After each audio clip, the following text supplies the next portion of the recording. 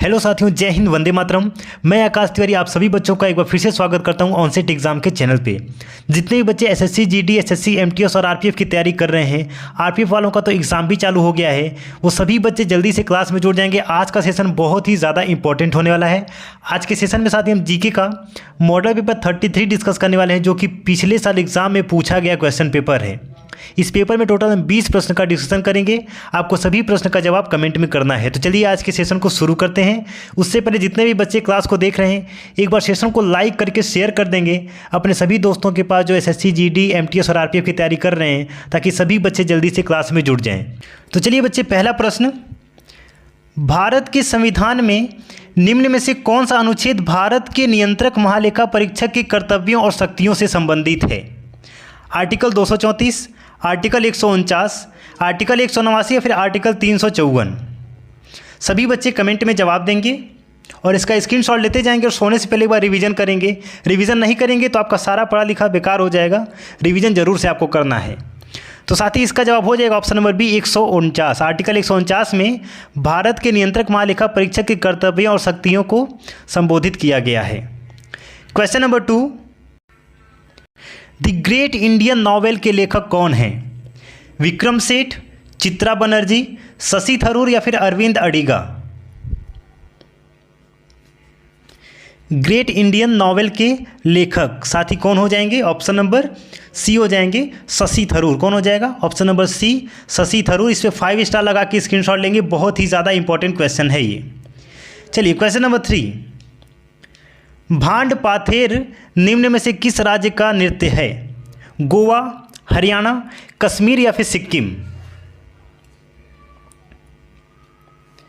तो देखिए साथी, भांड पाथेर ये कश्मीर का लोक नृत्य है। कहाँ का है? कश्मीर का एक नृत्य है।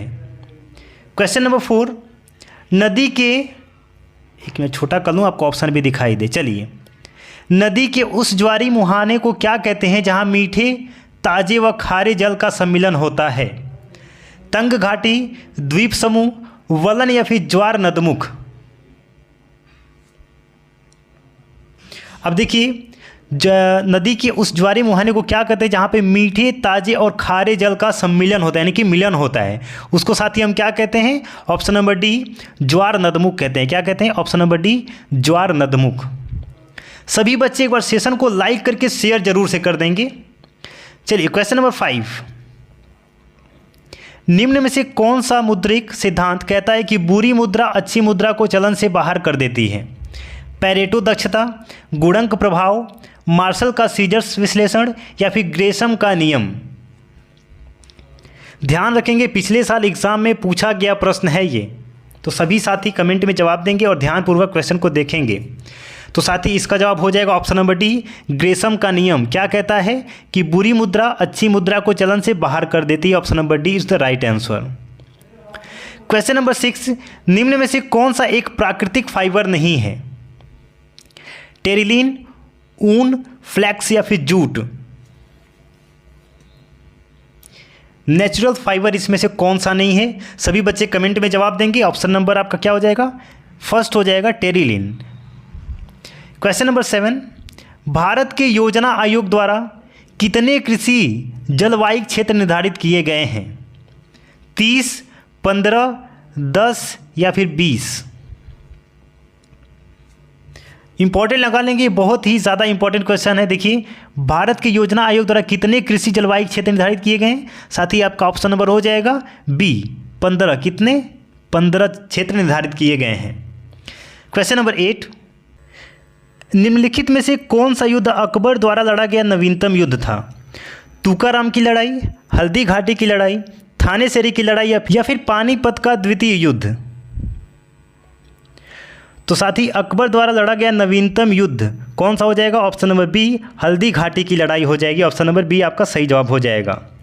चलिए क्वेश्चन नंबर 9, अंतर्राष्ट्रीय समझौता मॉन्ट्रियल प्रोटोकॉल निम्न में से किससे संबंधित है? वन्य जीव, रामसर स्थल, ओजोन लेयर या फिर विश्व धरोहर स्थल? तो साथ ही अंतर्राष्ट्रीय समझौता मॉन्ट्रियल प्रोटोकॉल ये ओजोन लेयर से संबंधित है। किससे? ओजोन लेयर से। ऑप्शन नंबर सी आपका सही जवाब हो जाएगा। क्वेश्चन नंबर 10, भारतीय तटरक्षक का नया महानिदेशक किसे नियुक्त किया गया है? वीरेंद्र सिंह पठानिया, वी अनंत नागेश्वरन, मनोज कुमार कटियार या फिर जी अशोक कुमार? तो बच्चे भारतीय तटरक्षक के महानिदेशक किसको नियुक्त किया गया है? Option number A Virendra Singh Pathania. किसको? वीरेंद्र सिंह पठानिया। क्वेश्चन नंबर 11, प्रसिद्ध पुस्तक the God of Small Things के राइटर कौन है? अनीता देसाई, जेवियर मोरो, चित्रा सुब्रमण्यम या फिर अरुंधति रॉय? इस क्वेश्चन में साथी 5 स्टार लगा लेंगे। ये आरपीएफ, एसआई, जीडी, एमटीएस सब में ये क्वेश्चन देखने को मिला है, रिपीटेड मिला है, यानी कि कई बार मिला है। तो ध्यान रखेंगे, the God of Small Things के राइटर कौन हो जाएंगे? Arundhati Roy. Option number D आपका सही जवाब हो जाएगा, स्क्रीनशॉट ले लेंगे। क्वेश्चन नंबर 12, भारतीय संविधान के किस संशोधन अधिनियम ने पंचायतों की शुरुआत की? 73वां संशोधन, 73वां संशोधन, 42वां संशोधन, 61वां या फिर 13वां संशोधन? तो पंचायतों की शुरुआत भारतीय संविधान के 73वें संशोधन के द्वारा शुरू किया गया। कौन सा संशोधन? 73वां संशोधन। ये आपका क्वेश्चन आ सकता है, स्क्रीनशॉट लेते जाएंगे। मैक्सिको की खाड़ी और अटलांटिक महासागर किस जलडमरू मध्य से जुड़ते हैं? मलक्का, बेरिंग, फ्लोरिडा या फिर पाक? तो साथी फ्लोरिडा जलडमरू मध्य से जुड़ते हैं। कौन कौन? मैक्सिको की खाड़ी और अटलांटिक महासागर फ्लोरिडा जलडमरू मध्य से जुड़ते हैं। क्वेश्चन नंबर 14, सभी साथी एक बार सेशन को लाइक करके शेयर जरूर से कर देंगे। ध्वनि की पिच तरंग के किस गुण पर निर्भर करती है? ध्वनि की पिच, तरंग दैर्ध्य, आवृत्ति, आयाम या फिर उपरोक्त में से कोई नहीं? तो साथी जो ध्वनि है हमारी ऐसे निकलती है, तो ये जो पिच है ना, ये किस गुण पर निर्भर करता है? आवृत्ति पे। किस पे? आवृत्ति। देखिए संरचना ये है ना, ये एक आवृत्ति बना रही है, तो ऑप्शन नंबर बी आपका सही जवाब हो जाएगा। ध्वनि की पिच आवृत्ति पे निर्भर करती है। क्वेश्चन नंबर 15, टेलीग्राम के संस्थापक कौन है? वाओ, वेरी इंपॉर्टेंट क्वेश्चन जो कि आप एप्लीकेशन यूज करते हैं। टेलीग्राम, इसके संस्थापक के नाम बताइए। Brian Acton, Kevin Bharti Mittal, John Koum या फिर पावेल ड्यूरोव?